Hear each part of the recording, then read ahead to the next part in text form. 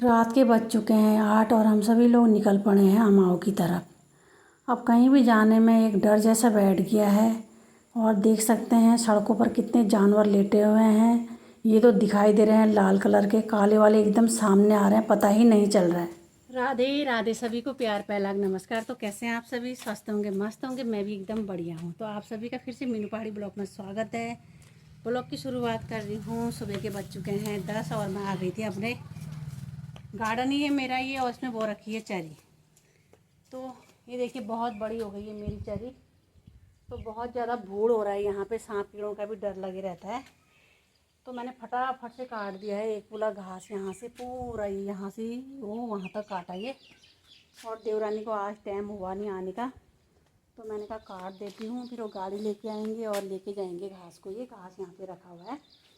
तो चरी भी बड़ी क्या हो रखी है इस बार। खेतों में घास कुछ नहीं है, सब नेल नाल के सारी मेड़ों में दवाई डाल दी है, तो इसलिए अंदर ही बो रखी है चरी। मैं इसमें सब्ज़ी बोती थी, इस बार मैंने सब्ज़ी भी कुछ नहीं बोई।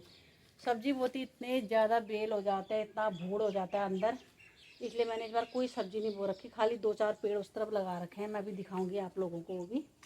और मौसम भी बहुत बढ़िया हो रखा है, बादल लगे हुए हैं। सुबह तो बहुत तेज़ धूप आ गई थी, और घास काटने से देखो ये पूरा मुंह लाल हो गया है। एक तो छोड़ दिया है दगड़ी वो घास काटना। आजकल काटती हूँ, वैसे देवरानी आ गई उसके साथ काटती हूँ, कभी उसे टाइम नहीं मिला तो भी काट देती हूँ। और थोड़ा सफाई करनी भी बहुत ज़रूरी होती है, क्योंकि यहाँ पे नहीं तो बहुत ज़्यादा वो हो जाता है, घास ही घास, इधर उधर चलने में परेशानी होती है। तो ये देखिए यहाँ से यहाँ तो मैंने पहले काटा था ये हिस्सा, वो उधर काटा, ये यहाँ से वहाँ तक काटा। और साथ ही थोड़ा मैंने हैज की भी कटिंग करी साथ में, क्योंकि इस गैलरी में चलने में बहुत ज़्यादा यहाँ तक पहुँच गए थे पूरे पेड़, इस तरफ तक पूरे यहाँ तक पहुँचे थे। तो थोड़ा काटने से गैलरी में भी जगह हो गई है काफ़ी, और यहाँ भी पूरा साफ़ हो गया ये। और ये रहा घास का गट्ठा। अब वो लोगों को फ़ोन करती हूँ, आएंगे तो लेके जाएंगे। इस बार किसी की भी कहीं भी कोई सब्ज़ी, बहुत कमों के घर में ऐसा है कि जिनके यहाँ सब्जियाँ लगी होंगी। और मेरी है ये सोटे की बेल, मैंने समझा था ये लोबिया होगी करके जमाई, और जब उसमें बहुत टाइम बाद भी लगे नहीं, तब मेरा दिमाग ख़राब हुआ कि ये सोटे की बेल है करके। और ये देखिए यहाँ पे है मेरी करेले की बेल। करेला तो ऐसा नहीं है, बहुत सारे करेले दिए इसने, बहुत करेले खाए हमने। मैंने एक दिन तोड़ के देवरानी लोगों के लिए भी भिजवाए थे। और अब हो गया है टाइम ज़्यादा, बरसात भी हो गई है, गर्मी भर तो बहुत ज़्यादा करेले लगे थे इसमें। अब छोटे छोटे करेले हो रहे हैं, और बरसात के उससे सड़ भी जा रहे हैं। और बेल में देखो ये पूरा पीला बना गया है पानी की वजह से। और एक बेल मैंने यहाँ पे लगाई थी, ये भी सोट्टे की है। जब एक जगह सोट्टा है तो दूसरी जगह भी तो सोट्टा ही जमेगा। तो ये देखिए ये भी सोट्टे की बेल है, और इतनी बड़ी हो गई है ना, तो मुश्किल से 1-2 दिख रहे हैं इसमें, वो भी उसमें कीड़ा जैसा लग जा रहा है, चींटी जैसी लग जा रही है। ऐसा दिमाग ख़राब हो रहा है, इस बार सब्ज़ी का नामो निशान नहीं है कहीं भी, और सब्ज़ी हो भी नहीं रही है। और मैं दिखाती हूँ आगे क्या क्या बो रखा है। और यहाँ पे देखो ये है मेरी मिर्च। मिर्च तो बहुत ही मिर्च दे रखी है इसने। मैं तो मिर्च का बहुत बहुत धन्यवाद करना चाहती हूँ अपने इस मिर्च के पौधे का।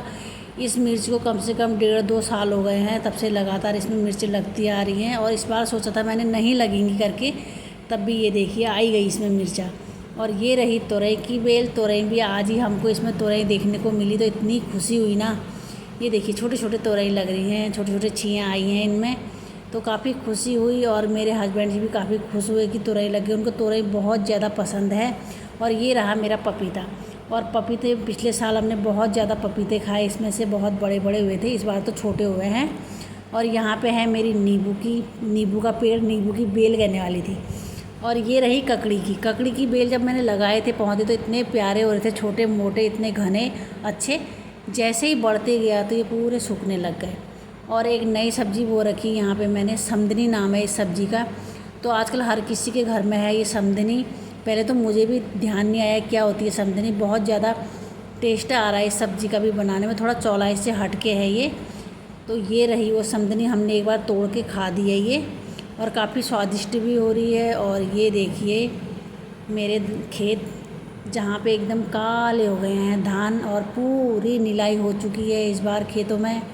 और निलाई होने के बाद खाद भी डाल दी है। और ये देखिए निलाई करते समय 2 जगह घास छूट गया है, यहाँ पे और वहाँ पे।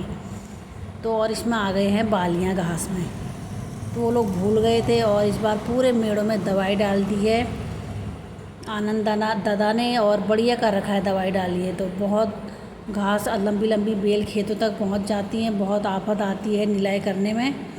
और ये देखिए खेतों में दवाई डालना स्टार्ट हो गया है अब, क्योंकि पहले तो धान की जड़ में कीड़ा लगता था, अब गाब में कीड़ा लगना स्टार्ट हो जाएगा। और यहाँ पे कर रही है वो आंटी निराई। तो बहुत मेहनत है खेत में, ऐसा नहीं है कि खेती आसानी से हो जाती, बहुत ज़्यादा मेहनत करनी पड़ती है खेती के लिए भी। और मौसम भी बहुत बढ़िया हो रखा है, पूरा बादल लगा हुआ है आसमान में, ऐसा लग रहा है कि बहुत तेज़ बारिश आने वाली है। और यहाँ पे मैंने पूरे धूप में जो मेरी घास है इसमें अलग घास जम गई थी, बीच बीच में जो मोथिया होता है वो जमा था, एक दूसरे प्रकार की घास जमी थी, मतलब 4-5 प्रकार की घास जमी थी अंदर। वो मैंने पूरी एक एक करके अंदर से छानी, धूप से पूरी घास को अलग किया, नहीं तो ये धूप को पूरा ख़त्म कर देता है, दूसरी घास जम जाती है और धूप भी दिखने में बहुत बेकार लगती है। तो ये सारी घास उखाड़ के मैंने फेंकी थी, तो घास सब सूख गई है। और हल्की हल्की किनारों की भी कटिंग करी थी। किनारे की धूप मेरी बहुत ज़्यादा बढ़ जाती है, इतनी जल्दी बढ़ जाती है, पता नहीं ओले की उससे बढ़ती है, पता नहीं किससे। किनारे किनारे जो हैज हैं इनकी वजह से धूप काफ़ी लंबी हो जाती है। ये देख सकते हैं मैंने काट रखी है, अभी तो बहुत काटनी बाकी है। जब मैं काटती हूँ तो थोड़ा थोड़ा काटती हूँ, नहीं तो हाथ थक जाता है कैंची से काटने में भी। धूप भी एकदम हार्ड हो रखी है, बड़ी हो गई है। छोटी धूप तो बहुत आसानी से कट जाती है, और धूप जितना ज़्यादा बड़ी होती है उतनी हार्ड होते जाती है। और ये सारा उठा के मैं डाल देती हूँ वहाँ पे कूड़े में, और ये जब थोड़ा सा सूखेगा तो आराम से जल जाता है। जो भी गंदगी, कूड़ा करकट या डस्टबिन में जो भी मेरा गंदगी जमा होती है मैं सारा इसी कोने में जला देती हूँ, सड़क पे नहीं डालती हूँ। जब किनारे खाली होता है तब जलाती हूँ। और मैं आ गई हूँ अंदर, और मुझे बनानी थी मट्ठा। तो फटाफट से मैंने डिब्बे में डाला दही, क्योंकि ये मेरा 5 किलो का डब्बा है, तो इसमें बढ़िया तरीके से मशीन मेरी फिट हो जाती है और बढ़िया मट्ठा बनती है। इसमें बहुत ही आराम लगता है मुझे इस डिब्बे में मट्ठा बनाना। तो ये फटाफट से मैंने प्लग लगा के अपनी मशीन कर दी है स्टार्ट, और मेरी मट्ठा बननी हो गई है स्टार्ट।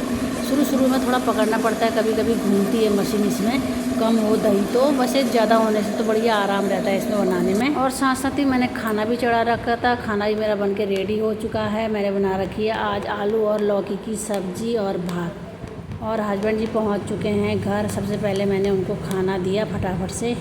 खाना खाने के बाद थोड़ी देर रेस्ट किया, और मैं ला गई हूँ ये अपने डस्टबिन का कीड़ा, क्योंकि दिन भर आज बारिश नहीं थी। सुबह से जो कूड़ा मैंने फैला रखा था वो भी अच्छी तरह से सूख गया था, और डस्टबिन में भी काफ़ी पन्नियाँ, कूड़ा करकट हो रहा था। ज़्यादा दिनों तक रहने से महक आती, कोई पन्नियाँ गीली रहती हैं, तो सारा मैं यहाँ पे आग जला देती हूँ। अभी बारिश तो आएगी नहीं, हवा चल रही है बहुत बढ़िया ठंडी ठंडी, तो हवा की वजह से भी बहुत जल्दी आग जलती है, एकदम आग मतलब पकड़ लेती है, हल्की हल्की हवा चलती है।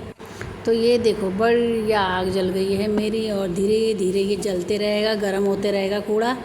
और डस्टबिन की भी मैं बढ़िया तरीके से धुलाई कर देती हूँ। आज कूड़ा फेंका है तो डस्टबिन भी साफ़ हो जाता है।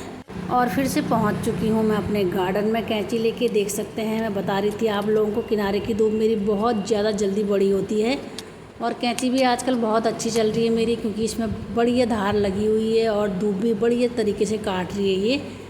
ये देखो बहुत बढ़िया धूप कट रही है मेरी इस कैंची से, इतना बढ़िया लग रहा है काटने में। पर गर्मी भी बहुत ज़्यादा है, क्योंकि उमस वाली गर्मी हो रही, तो हालत ख़राब हो जा रही है कोई भी काम करने में। तो रात के बज चुके थे 8। मैंने फटाफट से खाना बनाया, खाना वाना खाया, और हम सभी लोग निकल पड़े थे हमाऊ की तरफ। और रास्ते में इतने जानवर थे ना, उस हादसे के बाद तो एक मानो डर जैसा बैठ गया है। कहीं भी जा रहे हैं तो पहले ही डर लग जा रहा है। और काले वाले जानवर तो दिखाई भी नहीं दे रहे हैं, एकदम गाड़ी के सामने आ जा रहे हैं, तब जाके पता चल रहा है एकदम गौर से देखने में। जब सरकार ने इतने बड़े बड़े गौशाला खोल दिए हैं तो ट्रकों में इन्हें रख रख के वहाँ पहुँचा देना चाहिए ना। पूरे सड़कों में लेटे हुए हैं, आगे दिखाई नहीं दे रहा है कुछ भी, अचानक से एकदम सामने आ जा रहे हैं सारे जानवर।